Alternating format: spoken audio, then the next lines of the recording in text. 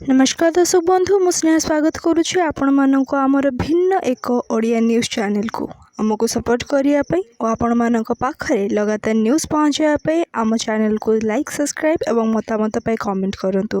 1 कोटी टंका बीमा राशि पाइबापी जड़े महिला पुलिस कनेस्टेबल को स्वामी हत्या कर से पुरुष जनक पुणी कमिशनरेट पुलिस रे किराणी भाव काम कर अर्थात आईन रक्षाकारी भाव कार्य करुवा जड़े पुलिस किराणी आउ जड़े आईन रक्षक को हत्या कर पुणी ए दुहींक संपर्क आईनगत भाव पति पत्नी संपर्क बोली पुलिस तदंतर जमापड़ी।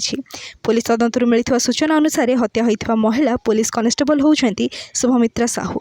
से भुवनेश्वर कमिशनरेट पुलिस रे ट्राफिक कनेस्टेबल भाव कार्य करते। शुभमित्रा गला 6 तारिख निखोज रही अभियोग होता। भुवनेश्वर सूर्यनगर अंचल से रोते किंतु हठात घर को न आसवा जो सन्देह बढ़ी।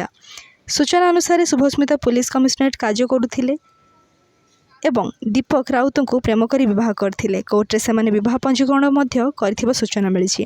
गतकाली संध्यारे घोटगाँवर कुसुनपुर अंचल जड़े व्यक्ति बाड़ी रे पता जाइथिबा एक बस्तारू दुर्गंध आसिया नहीं स्थानीय बासिंदा अभियोग करथिले। पुलिस ताहांको उद्धार कर तदंत आरंभ करथिला। आउ एस तदंत पर शुभमित्रा देहावशेष मिलता। यह चिन्हट करने पर पुलिस समांतराल भाव दीपक को पचराउचरा करथिला। पचराउचरा समय से ही हत्याकारी बोली स्वीकार करथिबा सूचना मिली। एही हत्याकांड रे पुलिस अन्य 2 जण सहयोगी हाथ थिबा जानिबाकु पाइछि। सेमाने हेले दीपक मौसी पुओ भाई पप्पू एवं तांको बंधु जटिया। जेहेतु जटिया बाड़ी रे ही सब पता होइथिला ताहाकु नहीं जटिया उपरे संदेह बढ़ी।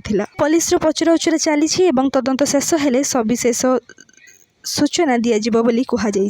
किंतु जो सूचना मिली से दीपक और शुभमित्रा भितर टंका को देण नेण नहीं बचसा होइथिबा सूचना मिली। शुभमित्रा दीपक को 10 लाख टंका देइथिले बह से यहां मागिथिले किंतु दीपक ताहा देई पारि नथिबारु दुहींक भितर बचसा होइथिला एवं एहा ही हत्यार प्रमुख कारण बोली भी कहुछि।